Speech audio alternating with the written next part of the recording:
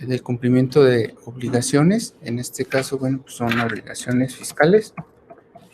En todos lados tenemos obligaciones, en materia civil, en materia mercantil, en materia penal. Siempre va a haber obligaciones. Recuerden que lo primero que vimos respecto a las obligaciones, pues es cómo se clasificaban las contribuciones. Esa clasificación para nosotros los fiscalistas, pues no la debemos saber de memoria, si no podemos olvidar esa clasificación. Ya vimos que eran impuestos, comentamos que eran derechos, impuestos, bueno, pues ya comentamos los principales, pero los vamos a ver en este curso. Aportaciones de seguridad social. Vimos por último también las contribuciones de mejoras. Estuvimos viendo esa clasificación. Permítanme. ¿No quiere ponerlo acá abajo?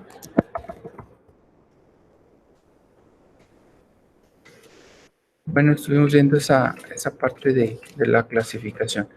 Y quedamos que dentro de del tema del cumplimiento de obligaciones fiscales, dentro de la clasificación de las contribuciones, tenemos otro punto importante, sí, que son los accesorios de las contribuciones. Es decir, cuando una persona no paga sus contribuciones, se generan los accesorios. Entonces, por no pago de contribuciones. Sí, son el cumplimiento o el pago de los accesorios. Eso es muy, muy importante. Esos accesorios, bueno, pues son gastos de ejecución.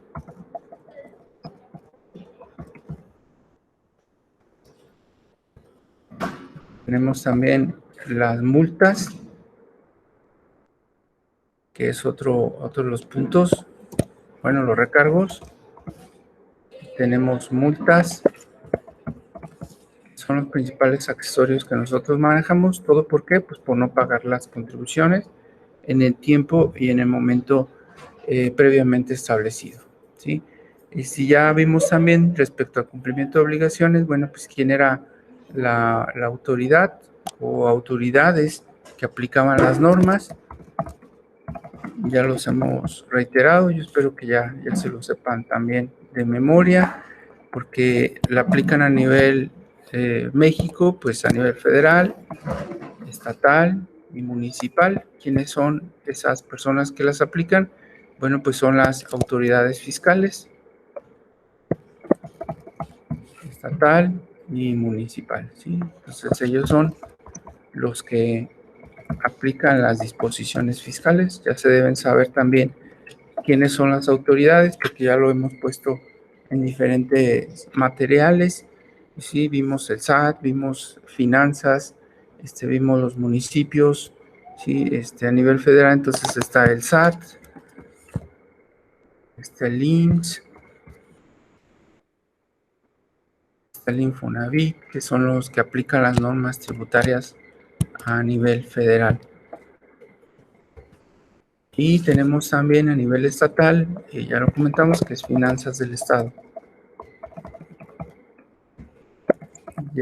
Se supone, bueno, sin que yo se los deje tarea, pero ustedes se tendrían que meter a cada una de las páginas de estas autoridades para conocer y dominar qué es lo que hacen, qué se dedican, cuáles son sus atribuciones.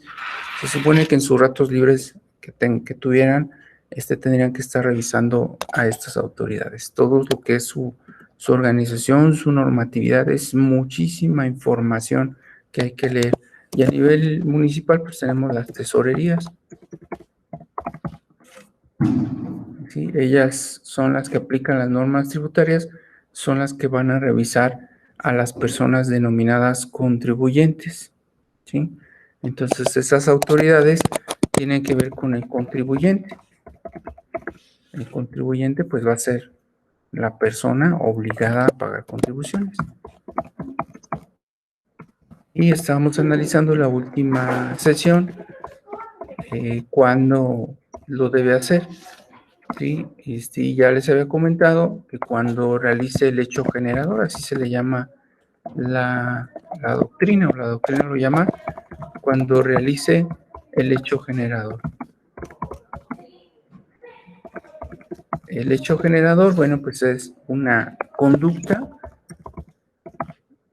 económica siempre, ¿sí?, por medio de la cual se obtienen ingresos.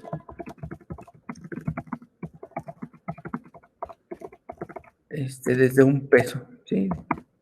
Ya no hay monedas de centavos, sino pues desde un centavo, pero por medio de la cual se obtienen ingresos.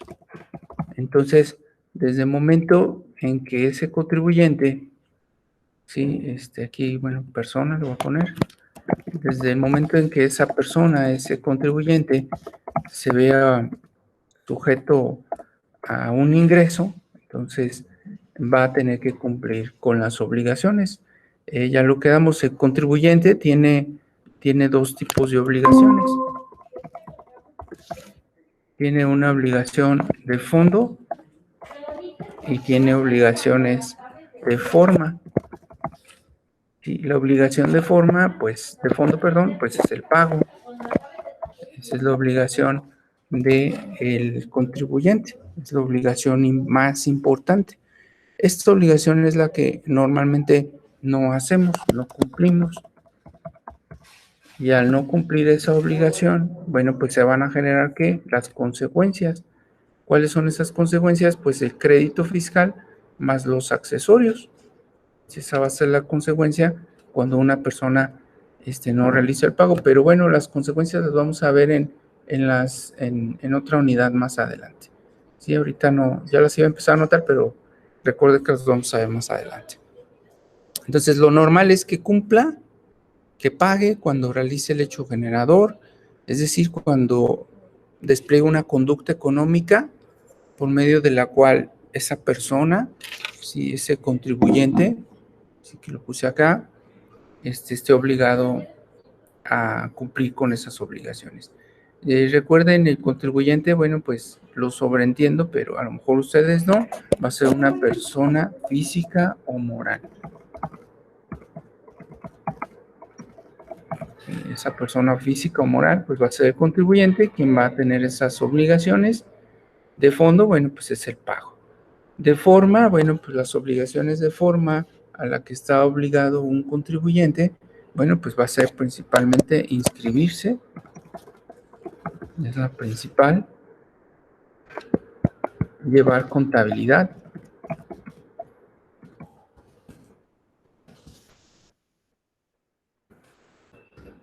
pedir comprobantes y presentar declaraciones. Esas son las principales obligaciones de forma que va a tener una persona. Entonces, quien realice una actividad económica, es decir, el hecho generador, pues va a tener que pagar, pero también va a tener que inscribirse, llevar una contabilidad, comprobantes, expedir comprobantes y presentar declaraciones. ¿Cuándo? Bien, pues cuando se obtienen ingresos, desde un peso, ¿sí? Esas son las obligaciones. El pago, bueno, pues se va a tener que hacer, normalmente el pago lo vamos a hacer en dinero, ¿sí? Salvo algunas excepciones, por ejemplo, alguien que les embargan, pues ya lo paga con cosas, pero siempre va a ser hacer el pago total. La autoridad acepta el pago en parcialidades. Si acepta en parcialidades, no es obligatorio que lo acepte, pero sí acepta parcialidades. Entonces, sin embargo, bueno, pues como es pagar en un plazo más adelante, pues se van a generar accesorios, es decir, actualizaciones, ¿no? Ustedes lo conocen como intereses. Eso es cuando nos acepta el pago en parcialidades. No es obligatorio que nos lo conceda y hay impuestos que no aceptan las parcialidades, depende de lo que determine la autoridad, ¿sí? Entonces, siempre debe ser todo lo total. Hay personas que pagan en exceso, sí hay personas que pagan en exceso. ¿Por qué llegan a pagar en exceso? Bueno, pues porque están sujetas a diferentes impuestos y en ocasiones pagan de más. Cuando hay pago en exceso de impuestos, la persona tiene derecho a la devolución, es decir, a que le regresen, ¿sí?, al regreso de las cantidades pagadas en exceso, al regreso o retorno de las cantidades en exceso. La mayoría de nosotros pagamos en exceso, y los que sí estamos en regla en la situación fiscal, casi siempre tenemos, sí, ese pago en exceso también se le denomina saldo a favor. Entonces, siempre ese saldo a favor, pues vamos a tener derecho a una devolución, es decir, al retorno de las cantidades. Esa devolución, bueno, pues es un trámite que se hace ante la autoridad. O tenemos derecho a la compensación, que es otra de las facultades que tiene el contribuyente para saldar su deuda. Compensación es, en palabras sencillas, es ponernos a mano con la autoridad. Es decir, el contribuyente debe impuestos,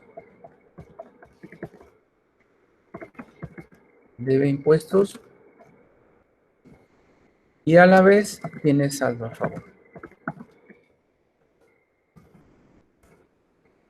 Entonces, estamos de acuerdo que si debo impuestos, pues no voy a solicitar una devolución, porque debo impuestos, los voy a pagar, pero si tengo un saldo a favor, pues lo voy a compensar. Y la compensación es otro trámite que también se hace ante la autoridad. Todos estos trámites ya se hacen por medio de plataforma. Todas las personas que están inscritas en plataforma pueden hacer sus trámites tanto de devolución y de compensación. Ya la autoridad está agilizando todo lo que es su plataforma para que todas las obligaciones que están aquí, las de forma como las de fondo, ya se hagan por medios virtuales. Es decir, inscribirse, llevar contabilidad, si ya son facultades, la autoridad está cada día más digitalizando. Entonces, estos trámites de que me regrese el dinero, de que me compense las cantidades, bueno, pues ya lo puedo hacer por plataforma.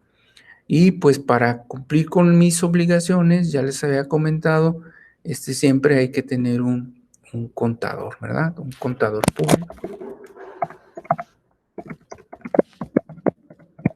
Eso sería lo ideal que todos tenemos que hacer para cumplir con nuestras obligaciones, tanto de fondo como de forma, y que el contador incluso pues nos haga los trámites de devolución o de compensación. Es como en el ámbito jurídico, pues es como decirle a un arquitecto, pues usted tramite solo su divorcio.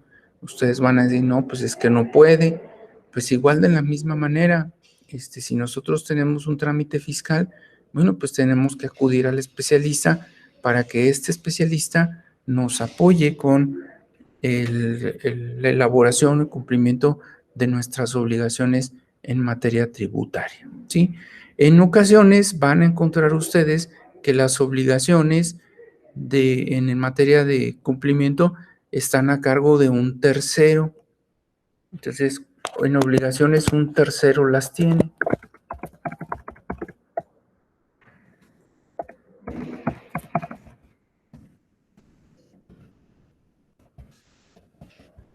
¿Quién es ese tercero?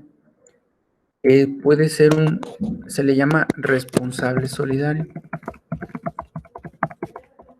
Es aquella persona que no tiene obligación de pagar los impuestos directamente, pero sí lo hace porque tiene algún vínculo, alguna relación con el contribuyente obligado. ¿Quién puede ser ese responsable solidario? Por ejemplo, un administrador de una empresa. Es una persona que no es el dueño de la empresa, pero tiene la responsabilidad. ¿Sí? Los tutores, por ejemplo, y los tutores que son aquellos que tienen alguna responsabilidad sobre un menor de edad, así también pueden ser responsables solidarios, y quienes lo acepten ser responsables solidarios, ¿sí? Quienes quieran responder por otras personas. Estos son los principales personas que no están obligadas, pero bueno, pues por alguna razón tienen que hacerlo, ¿sale? Entonces, en ocasiones un tercero, por ejemplo, también un patrón, ¿sí? Un patrón también puede llegar a ser responsable solidario junto con un trabajador o con otro patrón de pagar las contribuciones. También pudiera llegar a caer en un momento determinado esta figura en una responsabilidad solidaria. ¿Sí? ¿Cuándo se tienen que cumplir las obligaciones? Las obligaciones se tienen que cumplir siempre en tiempo y forma. ¿Sí? Eso es muy importante que lo consideren. Entonces, una obligación fiscal se cumple, ¿sí?, en tiempo y forma. Si no se cumple en tiempo y forma, bueno, entonces nos vamos a ver sujetos al crédito fiscal y los accesorios.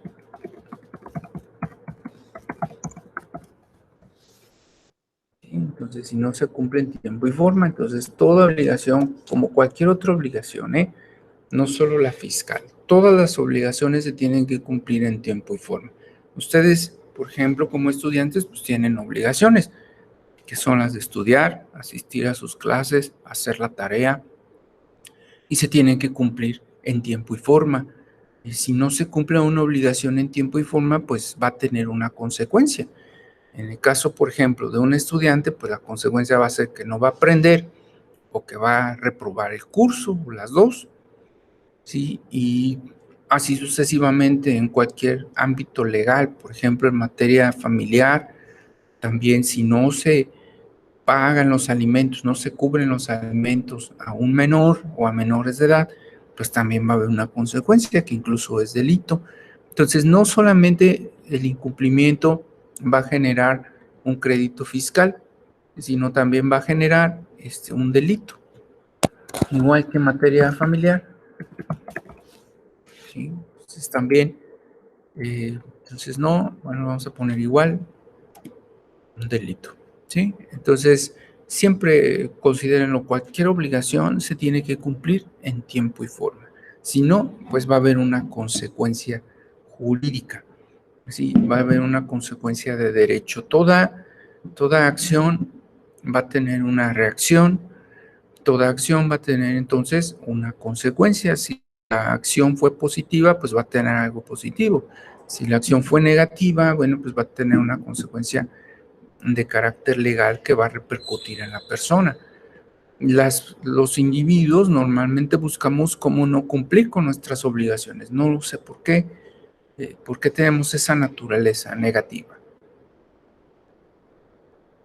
Entonces, si procreamos un menor de edad, hay personas que procuran no cumplir con sus obligaciones. ¿Sí? No lo sé. Esas ya son cuestiones psicológicas, pero que trascienden al ámbito legal. Sí, entonces esas son las principales. Es la recapitulación de la sesión anterior que estuvimos viendo. Vamos a continuar entonces con nuestro tema. Y otra de las cuestiones que estuvimos viendo, bueno, pues es cómo extinguir mi obligación fiscal, hablando del tema, ¿no? Entonces, formas de extinguir la obligación, ya comentamos la principal.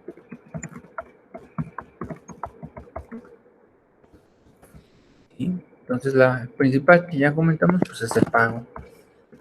Es lo normal, es lo común para que nosotros podamos tener por satisfecha la obligación tributaria, pues es que hay que hacer el pago, ¿sí? Hay que cubrir con esas cantidades. La otra, ya lo comentamos, ¿sí? Es la compensación, es decir, que tengo un adeudo, pero tengo un saldo a favor. Sí, es una de las formas que ya comentamos acá arriba. La otra que nosotros podemos hacer, bueno, pues es la prescripción. Es decir, en un plazo de 5 años, ya, si no pagué en 5 años, ya me veo liberado. Esa sería otra de las formas que son las principales que nosotros tenemos en materia tributaria. ¿Sí? Es una forma de que yo ya me vea liberado. Sí, el pago se puede hacer, ya lo comenté hace rato, principalmente en dinero. La autoridad lo que acepta el dinero, o bien el pago en ocasiones se hace mediante embargo. El embargo no se lo recomiendo porque pues ya va a haber una privación, incluso a veces total, del patrimonio contribuyente. Sí, entonces hay que procurar hacerlo mejor en dinero para que no se vaya a hacer por medio de bienes que van a generar un embargo para los dineros de los contribuyentes. ¿Sí? Entonces, son las formas de hacerlo. ¿Cuándo empiezan a contar los 5 años? Bueno, pues empiezan a contar a partir del día siguiente a que debía cumplir. El día siguiente, a partir del siguiente, al en que se debió cumplir la obligación.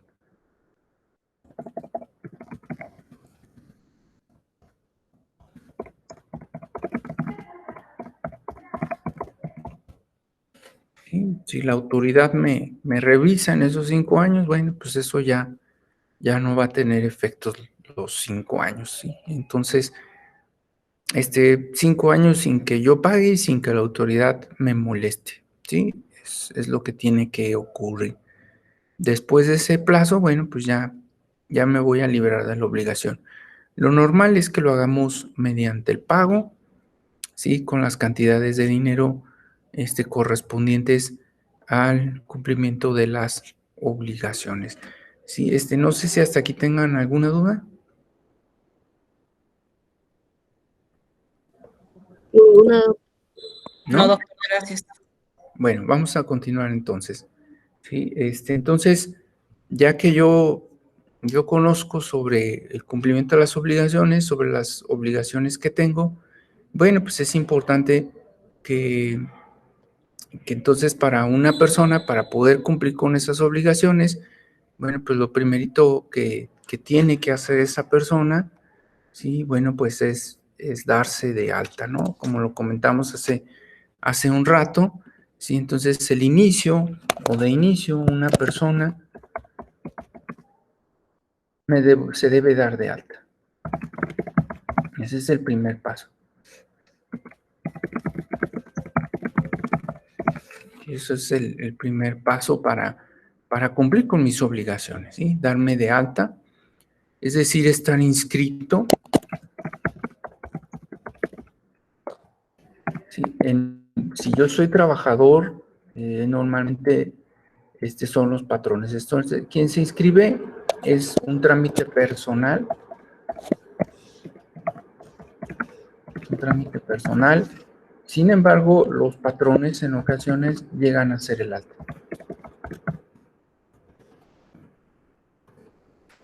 ¿Sí? Pero es un trámite personal. Entonces, de inicio, bueno, pues se debe dar de alta. Ya que está de alta, bueno, pues se le va a autorizar, ¿sí?, expedir los comprobantes.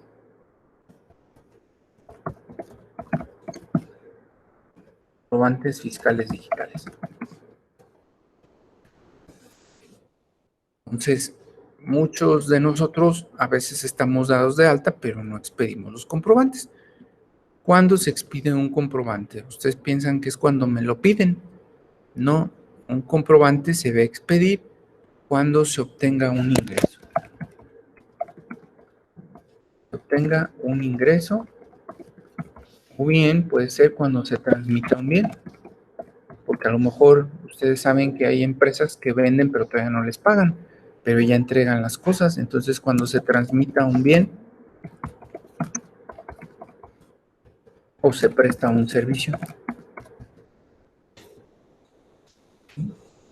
Entonces, no siempre me van a pagar. Sí, incluso tengo clientes que me dicen, mándeme su comprobante, pero no me pagan.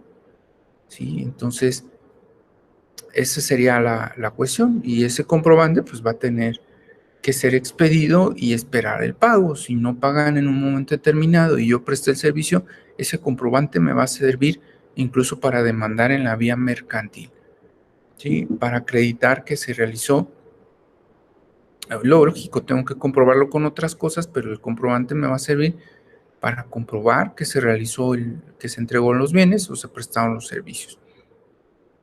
Y me va a poder servir de base de una acción en materia civil o en materia mercantil o en alguna otra. Sí, ese comprobante fiscal digital, si se expide o se puede expedir en un programa,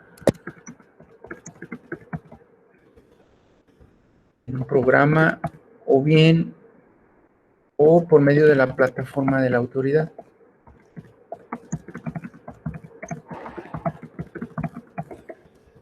De la misma manera, pues yo lo que les recomiendo siempre es contratar a un CP para que nos apoye con esa parte. Muchas personas, como se pueden meter a su plataforma, ellas deciden expedirlos y lo hacen porque la plataforma pues cada vez es más sencilla, pero es mejor que se apoyen en un especialista. Igual si yo no estudié Derecho, me meto al Código Civil, ahí me dice los requisitos de una demanda y yo la podría hacer.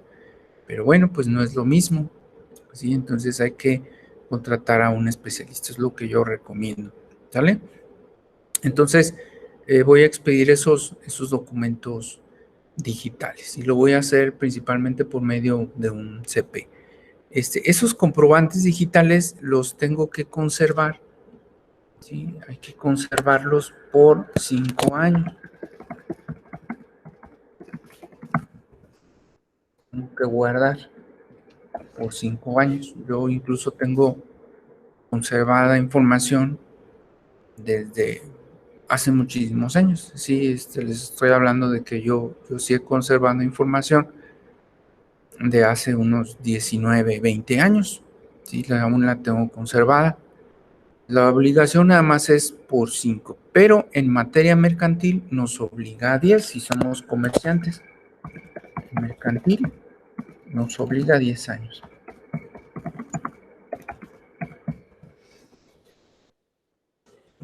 Entonces, si soy comerciante, pues tengo que conservarlas por 10 años.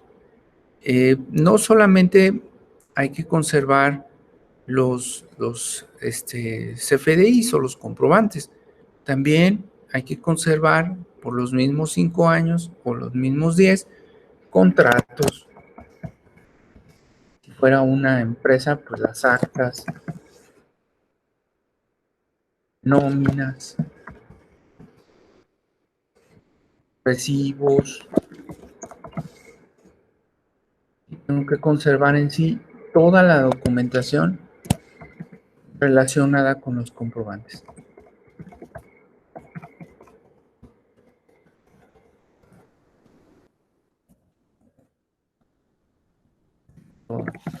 ¿Sí? Todo lo que se les ocurra que tenga relación con ese comprobante. ¿Sí? Entonces, contratos, actas, nóminas, recibos, altas, bajas, entradas, salidas, ¿qué más podremos poner? Inventarios, control de inventarios, control de volúmenes, por ejemplo, en las gasolineras, cuánto vendieron, toda aquella información que tenga relación estrecha con el comprobante fiscal, pues lo tengo que conservar por los 10 años dependiendo de mi giro.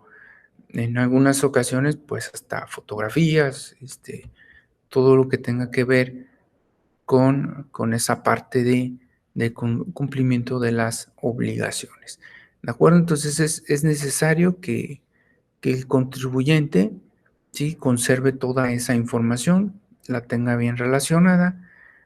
Cuando nosotros contratamos al CP, pues él se encarga de archivar toda esa información, de controlarla, de registrarla, de tenerla. Ahí a veces cuando el contribuyente, me ha tocado, ¿verdad?, que el contribuyente se pelea con el CP y entonces ya después el CP no le quiere devolver la información porque le deben, bueno, pues ahí ya también sería una cuestión importante de estar al corriente con el cumplimiento de los honorarios al CP para que nos pueda devolver nuestra información. Aquí lo más correcto pues es que nosotros la conservemos.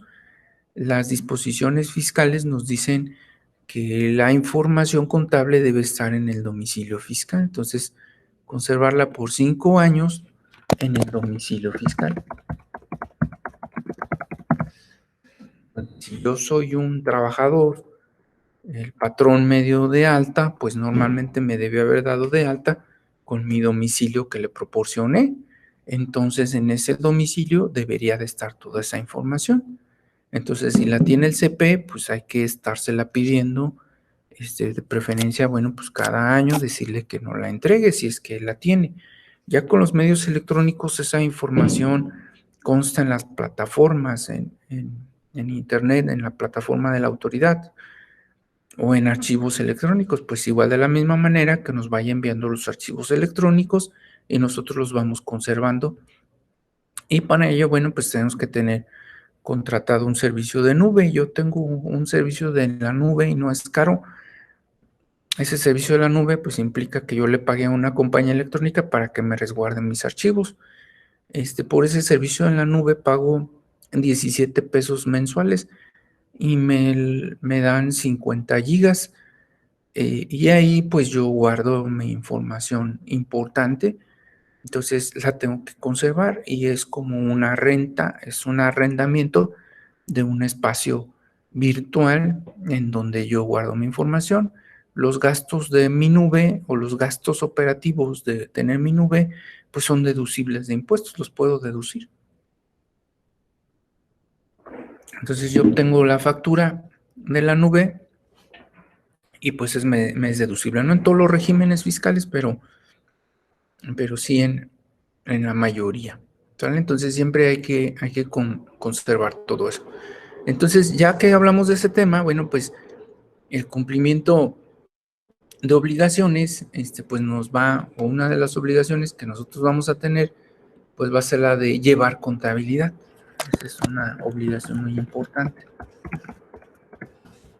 Y esa es la principal, y ya la comenté por acá de este lado, ¿sí? Si se fijan, inscribirse y llevar contabilidad, ¿vale? Es una de las obligaciones más importantes. La contabilidad es electrónica. Cuando nosotros llevamos una contabilidad electrónica, bueno, pues se generan los papeles de trabajo, así se le llama. Un contador elabora papeles de trabajo, son aquellos documentos que nos sirven para efectos de generar una contabilidad. Entonces esa contabilidad electrónica pues es obligatoria. Va a contener, bueno, pues información, o va a tener cuentas, ¿sí? Cuentas que son movimientos, se les puede llamar movimientos. Principalmente nosotros lo conocemos como ingresos, egresos, gastos, pérdidas. Y así en general pues va a llevar las cuentas. Va a llevar las cuentas, va a llevar los movimientos, sí, esa contabilidad. Y pues por su naturaleza la elabora, ya para no escribírselos, se los comento, pues la elabora el CP. El contador público es el que elabora la contabilidad electrónica. Esta contabilidad debe ser analítica. Quiere decir, bueno, pues implica que debe estar correctamente elaborada, debe estar correctamente revisada, debe estar correcta en sus cifras, en sus datos. Por regla general, un CP va a tener muy poco tiempo para hacerla, ¿sí? Por regla general, me van a dar a mí, o yo como CP, pues voy a tener 5 días para hacerla. Entonces ya sabrán que si yo no tengo un CP, pues ya he omitido o he incumplido con mis obligaciones porque ya ha pasado bastante tiempo sin que esa contabilidad se haya elaborado. Entonces, ¿cuánto tengo, por ejemplo, de trabajador? No, pues tengo ya un año, pues imagínense ya cuánto tiempo tengo sin hacer mi contabilidad o sin llevar mi contabilidad, sin revisarla, sin que esté hecha. Esos 5 días a partir del hecho generador.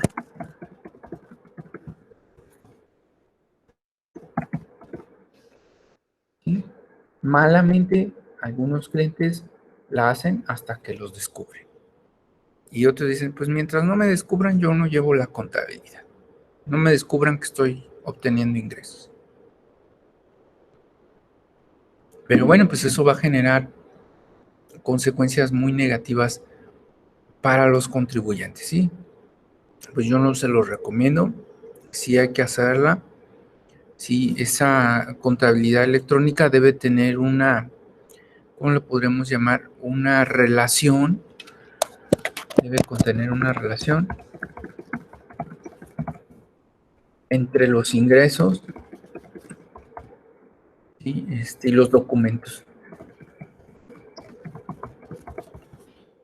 Entonces, me dieron 50 pesos un cliente, pues debe haber documentos donde constan el motivo de esos 50 pesos. Y económicamente debe estar justificado.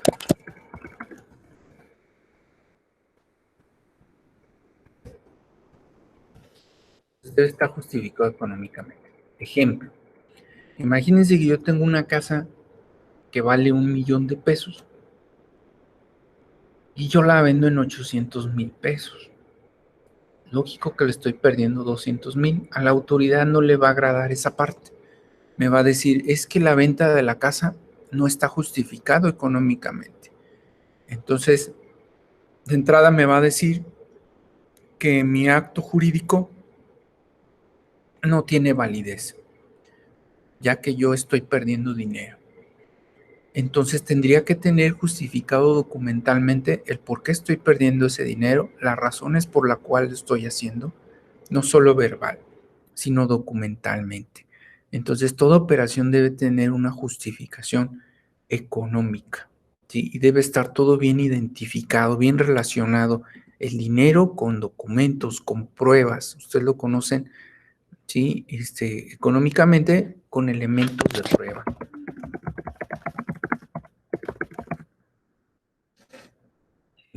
No sé si ustedes conozcan las pruebas, si no lo comentamos, son documental, testimonial, judicial contable, inspección,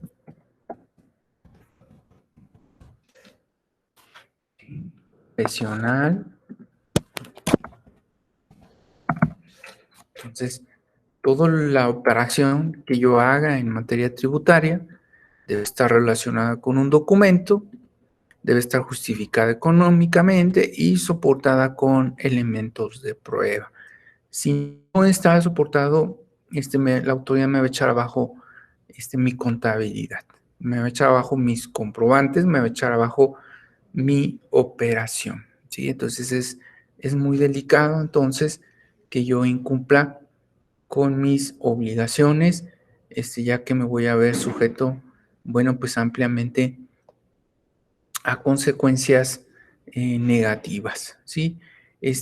Entonces, si yo no llevo una contabilidad o cuáles serían los efectos de no cumplir con mis obligaciones de llevar contabilidad electrónica, bueno, pues si yo no llevo una contabilidad electrónica, no lo hago, entonces no me van a deducir los impuestos, no habrá derecho a deducciones.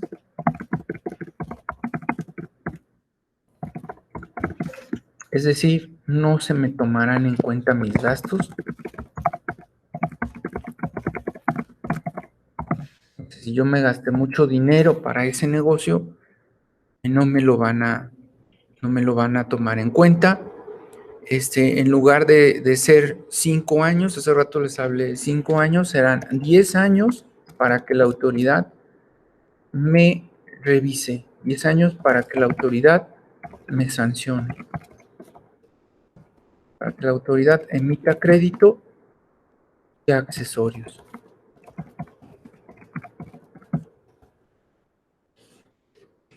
Va a ser 10 años por no llevar la contabilidad. ¿Sale? Entonces sí es algo grave. E incluso la autoridad me va a poder embargar precautoriamente.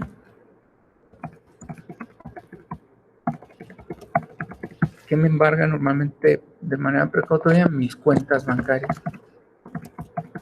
Me va a congelar mis cuentas precautoriamente de inicio. Porque como no la tengo, me la va a pedir, no se la voy a entregar, me va a sancionar. Y si fuera una empresa,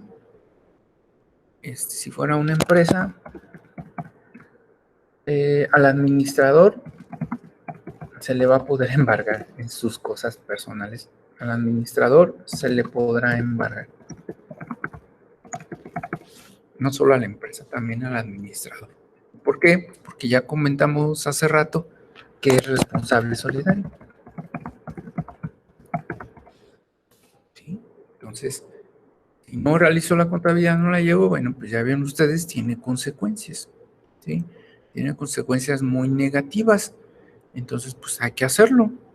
¿Sí? No tenemos de otra, hay que llevar la contabilidad, debe ser analítica, es decir, bien relacionado los ingresos con los gastos. Sí, ya quedamos que tienen que ver muy importante con estar en orden, con cumplir con nuestras obligaciones, contratar a un especialista que nos revise nuestro caso, nuestra situación, y que si no hemos hecho nada, pues elabore a lo mejor no nos han descubierto, ¿verdad? Pues que elabore la contabilidad de todos los años anteriores y presente las declaraciones como extemporáneas. ¿Sí? A lo mejor voy a pagar un poquito más en el caso de que deba, pero voy a estar en regla. Pero no solo el CP interviene en materia fiscal. ¿Sí? Hay otras personas que intervienen en el cumplimiento de las obligaciones. No sé si hasta aquí tengan alguna duda. Bueno, si tienen duda, me interrumpen. Hay otras personas, ¿no? Otras personas que intervienen en esto. Intervienen en materia fiscal. De inicio, bueno, pues ya quedamos que es el contribuyente, ¿verdad? Pero bueno, pues hay otras personas, algunas ya las hemos mencionado. Este es el CP, el contador público. Está el CPC, el contador público certificado. Él dictamina a empresas de altos ingresos.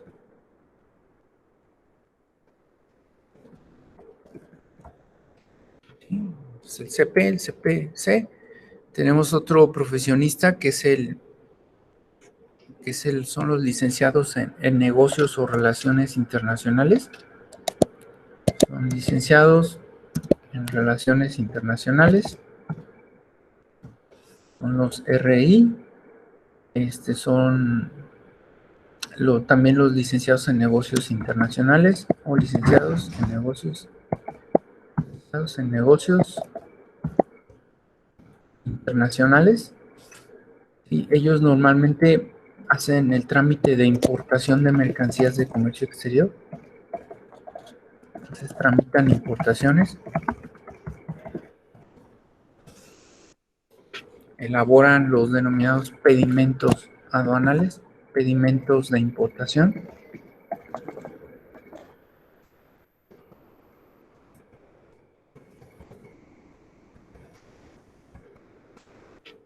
Entonces son esos profesionistas que, bueno, dentro de sus funciones, pues es determinar o calcular, ¿sí? Calculan los impuestos al comercio exterior.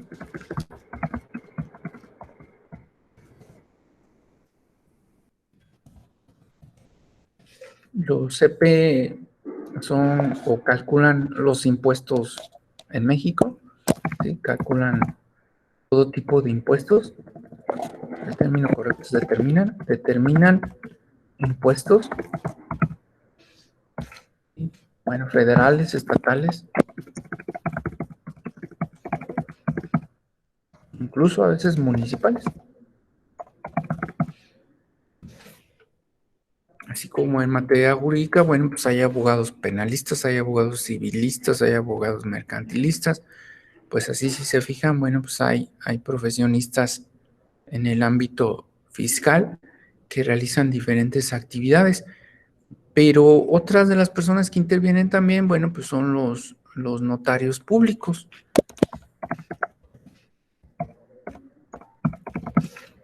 Sí, también un notario cobra impuestos por las operaciones que se celebran en la notaría y los entrega después a la autoridad. Cobra impuestos por operaciones celebradas en su notaría.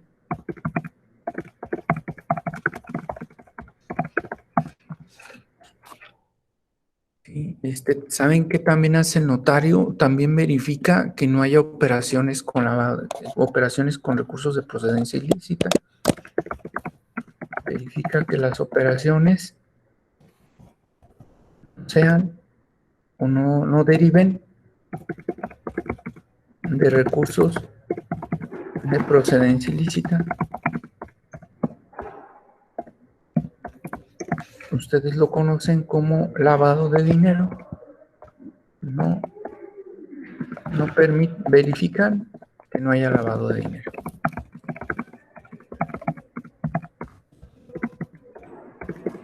Sí, ustedes, sí, entonces también los notarios.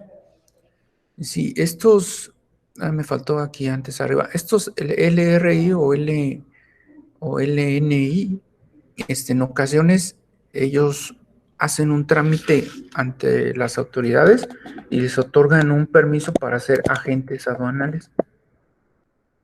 Pueden tener autorización para ser agentes aduanales. Y luego a veces ustedes han visto que en las publicidades que dice agencia aduanal, es porque ya la autoridad les dio un permiso para dedicarse a todo el trámite aduanero. Si no son agentes aduanales, también pueden hacer el trámite, pero no lo pueden hacer como representantes de empresas, lo tienen que hacer a nombre de la empresa. Cuando ya tienen el permiso para ser agentes aduanales, les otorgan como si fuera, nosotros lo conocemos en el ámbito como un poder para ellos hacer el trámite. Entonces, cuando ya son agentes aduanales, ellos hacen el trámite, ellos lo realizan. Si no son agentes aduanales, lo tiene que realizar la empresa, nada más ellos los apoyan. ¿Sale? Son como alguna especie de apoderados, pero en materia de comercio exterior. Bueno, entonces los notarios públicos, pues esas son dos de sus principales funciones, ¿no? Que tienen ellos. Y tenemos a otras personas que intervienen en materia fiscal, bueno, pues que se les llama retenedores, así se les llama, ese término lo van a escuchar alguna vez. Los retenedores de impuestos son los que reciben los impuestos.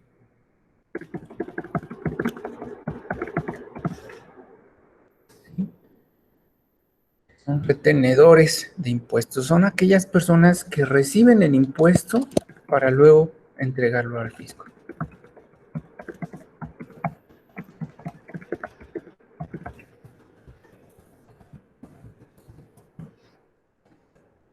Somos los retenedores. Los más importantes retenedores que hay somos todos nosotros, ¿verdad?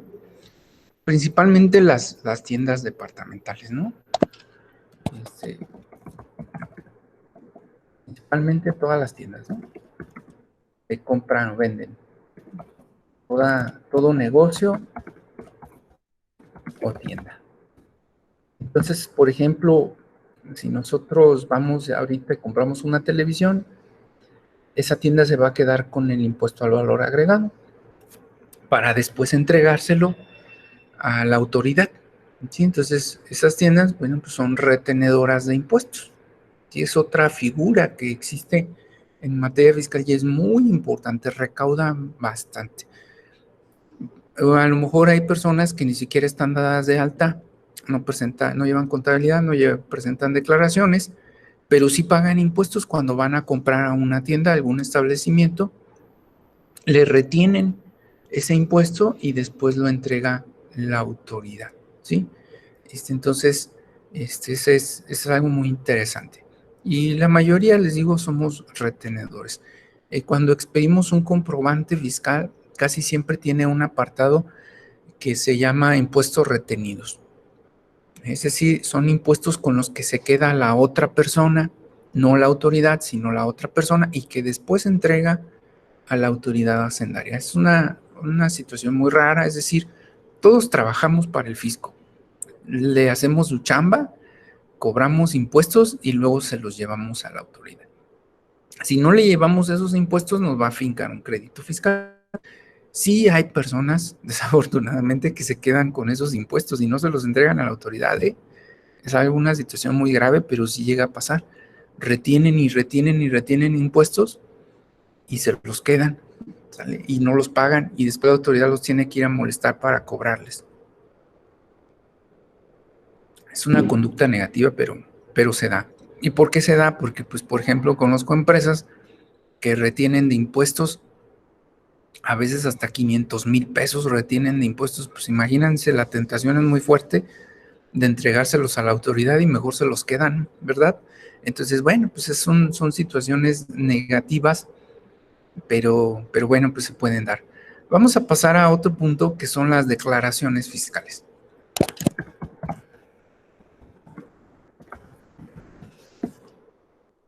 Las declaraciones fiscales, ¿qué son? ¿Qué sería declarar? Nosotros, en materia legal, en materia jurídica, declarar es expresar lo que nosotros sabemos o manifestar lo que tuvimos conocimiento, o bien decir lo que sabemos, ¿no? Eso sería una declaración en estricto sentido, ¿no? Expresar de viva voz o por escrito los conocimientos, lo que sabemos, lo que nos consta. Esa es una declaración y lo usamos mucho en materia penal cuando decimos es que el inculpado, el sujeto al proceso, el probable responsable va a declarar, ¿sí? Es decir, va a expresar lo que sabe, lo que le consta respecto a los hechos, ¿sí?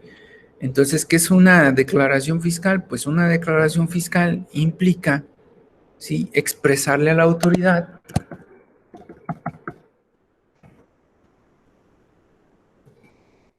cuáles fueron los ingresos, gastos, pérdidas, etcétera, ¿no?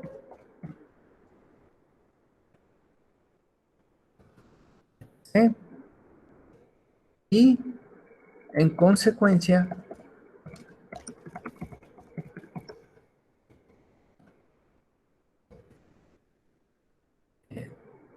precisar el monto a pagar. El monto a pagar de impuestos. Eso sería una declaración fiscal. Decirle cuánto me pagaron, cuánto me gasté, cuánto perdí, cuánto salió de mi bolsillo, a quién se lo di, y en consecuencia, pues me quedó tanto y te voy a pagar tanto, ¿sí? Ese es un cálculo que hacen los CP. ¿Sí? Es un cálculo de los especialistas fiscal o de los terceros, como los notarios, ¿sí?, que ya comentamos, o los agentes aduanales y demás obligados. Porque si se fijan, Cuando vamos a comprar un artículo en una tienda, el cajero o el sistema ya hace el cálculo, ¿verdad? De más sujetos obligados o por sistema.